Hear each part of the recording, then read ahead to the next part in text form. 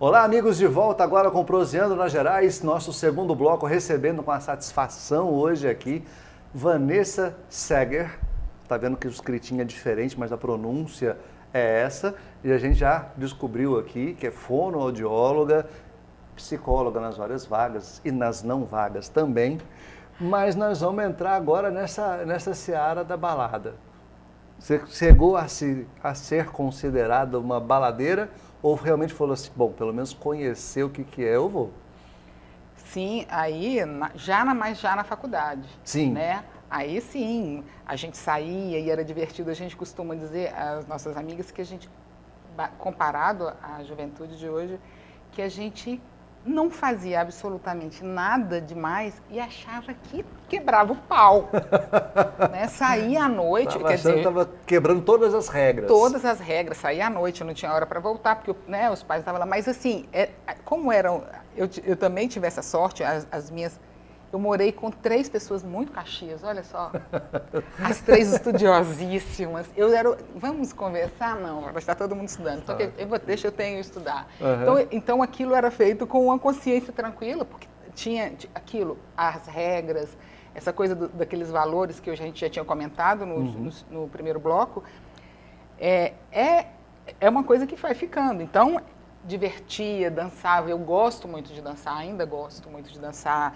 Então, de sair, de bater papo, isso e ainda fica. Óbvio que com muito menos frequência, mas aproveitei muito. Não viajava muito porque eu tinha um medo. Olha só, aí elas saíam para viajar, vamos ali morava em Belo Horizonte, vamos passar Carnaval em Ouro Preto.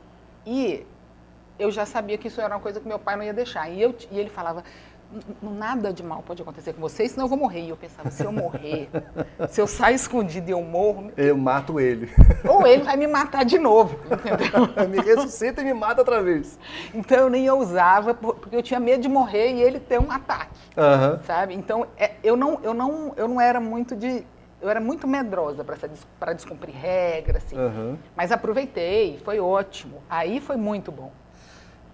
Pai e mãe vão dar uma voltinha ali, especialmente o marido, dá uma olhadinha na janela se tem um movimento lá fora. Paquerava muito, não? Não, eu namorei por um período muito longo. Eu já fui para a faculdade namorando. Então, começou na adolescência já? No início da adolescência, com 17 anos, né? Então, saía, brincava, aprontava, mas não paquerava, porque na cabeça não podia ter um namorado. Ter um namorado, tem que ser. E o namorado também morou uma época, né, em Belo Horizonte, então, e o meu segundo namorado eu casei. Não deu tempo realmente de se paquerar. Não deu. E como é que conheceu, como é que o Cupido entrou nessa história para bagunçar tudo? Falou assim, não, agora eu vou te colocar casada. Foi em sequência ou demorou mais tempo? Não, aí, depois né, do término, né, aí você pensa assim, agora eu vou namorar, agora eu vou... E eu era fonoaudióloga da emissora da Rede Globo, né? E na época surgiu aqui, veio para cá, acho que foi a primeira, foi Inter TV, não me lembro. A TV Grande Minas. TV Grande Minas. E aí, uma professora me indicou, e aí falaram assim, olha, você tem que ir a São Paulo para poder fazer os cursos, né? Específicos para a área de televisão. Para a área de TV, e aí tinha que, na época era o jornal, né, Hoje, né? E aí eu tinha que acompanhar e tal. Só que um pouco antes, ele ficou amigo de uma das minhas melhores amigas, pela internet. Pela internet, Pela internet. E aí, quando eles se afastaram, porque teve um problema, né? E aí ele ligou perguntando por ela, e a gente ficou conversando. E aí, quando falaram, você tem que ir a São Paulo, ele morava em São Paulo, o Guilherme, ele morava em São Paulo. Opa, uma referência. Aí eu falei, olha, eu tô indo para aí, então eu vou te visitar. Eu costumo brincar com ele que o dia que eu vi, eu pensei, tadinho, agora ele casou. Você já decretou, vai ser meu marido, eu olhei para ele ponto. E falei, acabou para você. No way. E a gente começou a namorar um mês depois, ou um mês e meio depois.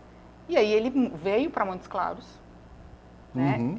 Para mim, eu já estava com organizado e ele fez engenharia naval, né, Sim. em São Paulo, veio para Montes Claros, fez administração de empresas, e aí ele, na verdade, ele se adequou à região, porque ele sabia que eu queria ficar aqui por um tempo. Ficar aqui, não queria voltar para São Paulo. Eu não queria ir para São Paulo, a gente pensou até em morar em outros lugares, Uhum. mas eu falava, São Paulo não, é muito grande para mim, tá bom, Montes Claros, e aí ele falou, então eu vou. E aí ele veio e a gente se casou. Psicóloga por opção, Terapeuta fonoaudióloga por formação e hipnóloga para poder conquistar o marido. Você hipnotizou ele, né? Pelo jeito, você não, você vai para lá. eu acho que Deus falou assim, não, agora eu vou consertar de vez.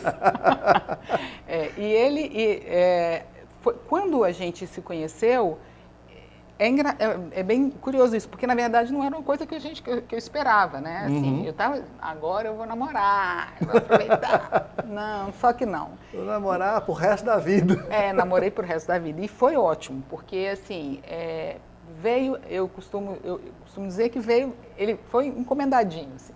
Feito sob medida. Feito sob medida. Só um tiquinho mais baixinho, mas tá bom. Isso não faz diferença, não. É tranquilo. Não. Como é que foi esse início de carreira? Porque você sair da faculdade com aqueles objetivos acadêmicos alcançados, você vem para um mercado que aquilo às vezes, até mais surpreendente. E muitas vezes a gente aprende muito mais já colocando a profissão para rodar do que enquanto está na academia. Sim. Como é que foi esse início profissional seu? Eu fui trabalhar em escolas especiais. Direto. Quando eu estudava em Belo Horizonte, eu pedi o meu pai para fazer estágio em Montes Claros. Eles não iam pagar e perguntei se ele bancaria. Eu vim toda semana, eu e uma outra fonoaudióloga, e ele aceitou, falou, não, vem, então vem, porque é uma forma de você estar na prática.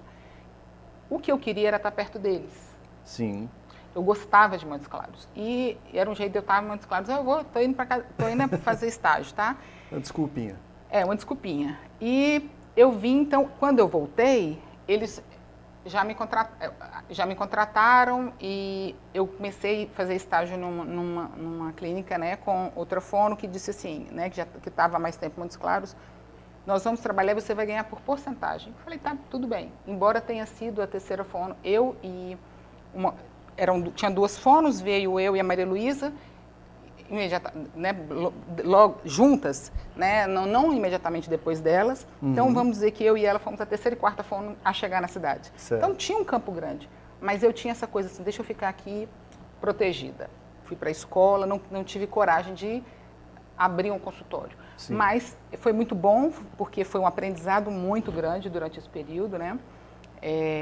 A fonoaudióloga Luísa foi a primeira de Montes Claros, e aí ela me recebeu e os pacientes que ela não queria mais atender pelo tempo dela também, ela foi dar aula na universidade, então ela me passava tudo. Já vinha aquilo...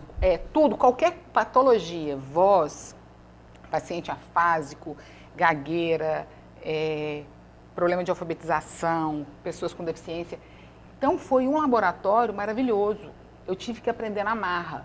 Aí eu pegava supervisão fora de Montes Claros porque eu queria cumprir aquilo, né? Era uma responsabilidade. Então, eu tive a oportunidade de ter muito paciente, que na verdade não era meu, porque era da clínica, né? Sim. Mas o que viesse, eu tentava dar conta.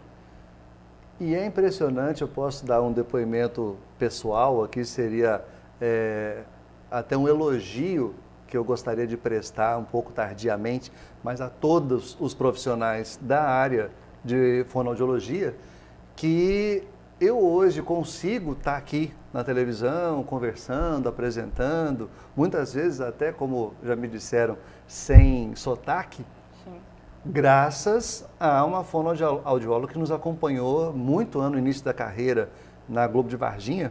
Sim. Semanalmente ela estava lá nos acompanhando. Eu sou de uma região que, se vocês não conhecem, no sul de Minas, fala-se porta, porteira, portão, e o R é sempre muito arrastado.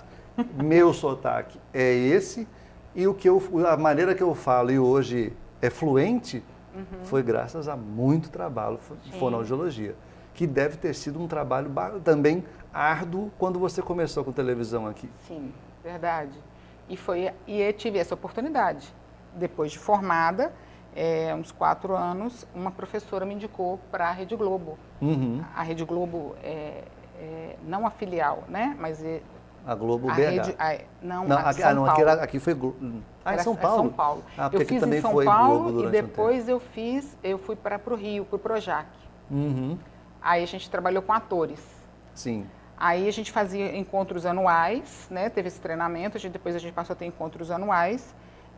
E aí a minha formação em telejornalismo, para telejornalismo, não sou telejornalista, né? Mas fonoaudióloga para telejornalismo, foi toda custeada pela Rede Globo naquela ocasião. Então, para mim foi muito bom. E aí a gente começou a fazer curso de oratória em função disso. Aí eu comecei a trabalhar com oratória, já que eles me deram isso. Trabalhava com a emissora, né, as afiliadas, depois comecei a dar curso de oratória, e aí, sim, montei um consultório para mim, quando eu já dava conta de dar só. Né? E aí, mas continuava atendendo quase deficiências, voz, né, mais o que chegasse, assim, menos autismo. Durante esse tempo todo, você ainda não tinha chegado ali? Eu não queria. Eu falava, eu atendo qualquer deficiência, menos autismo. Que trauma era isso? Você não se adaptava, achava complicado? Eu tinha medo, eu não conhecia, eu não sabia o que era exatamente o autismo. E eu me recordo de uma fala de um professor que disse assim, em 1996, o autismo é não tratável. É não tratável? É não tratável. E você fica dando murro em ponta de faca. Essa foi a fala dele. E ela me contou que era muito agredida, e eu imaginava que o autismo era isso, né? Uma síndrome não tratável e que era perigosa, né? Você lidar com ele. E eu lidava com todas as deficiências, né? Surdos, deficiência intelectual, mas chegava dizendo, autismo... Você já evitava? Evitava.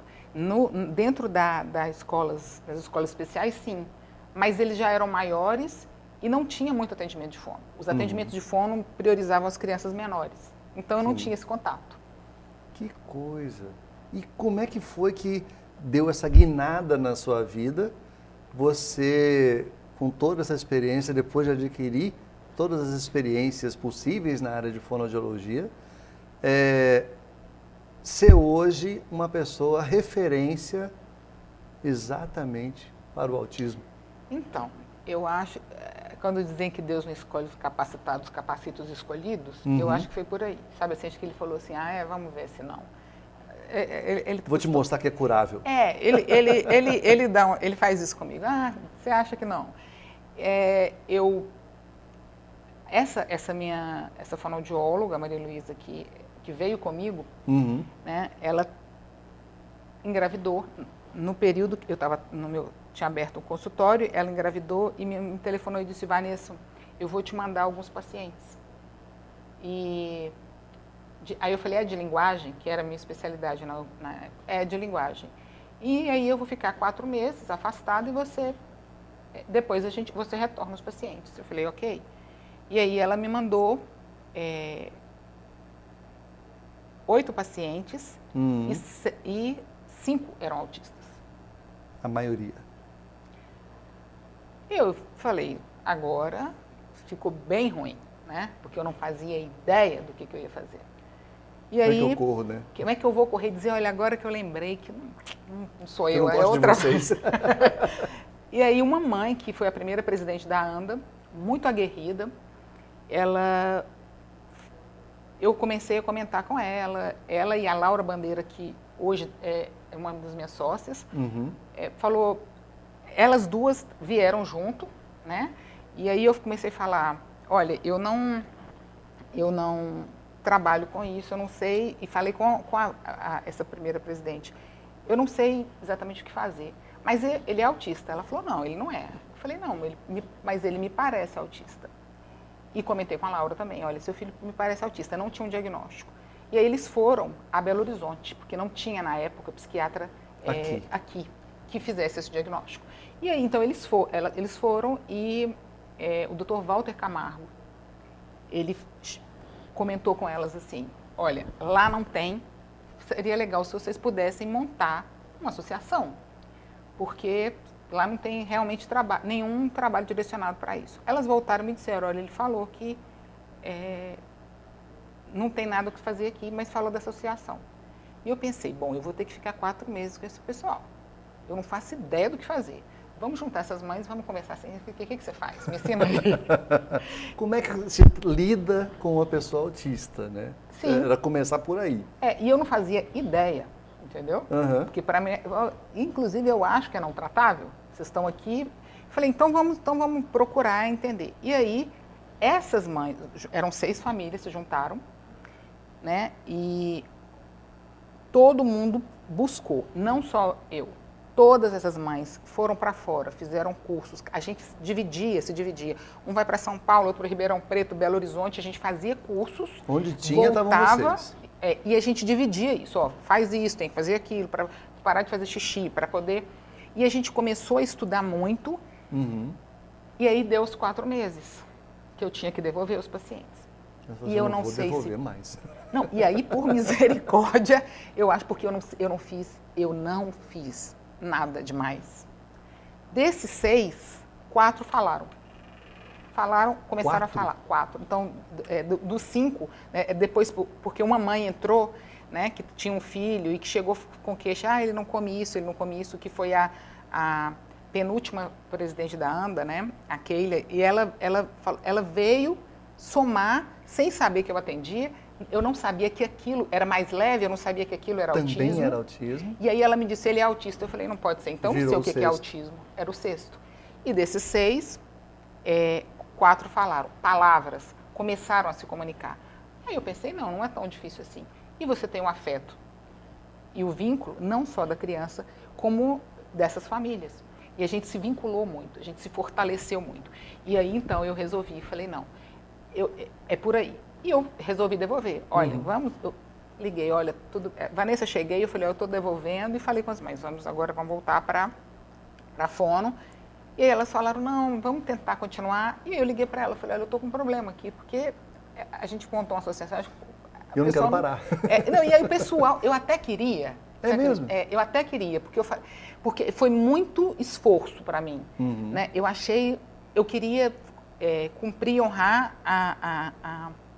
a oportunidade que a minha colega me deu, que é uma pessoa muito amiga. Eu não queria... E o medo que eu tinha de regredir, sei lá, sabe? Nossa. Então, e aquelas famílias que tinham também acreditado, eu disse que eu não sabia, e elas se mantiveram comigo. E eu falei, eles não querem ir. Vamos tentar ver. Ela falou, não, tá tudo bem. Tudo bem, Vanessa. Vocês estão montando e tal, continua esse trabalho. Eu falei, não, mas você pode levar, não tem problema. Não, pode ficar com você. E aí a gente ficou. Eu com um pouco de medo, porque eu não sabia o que ia acontecer. E a ANDA cresceu muito rápido.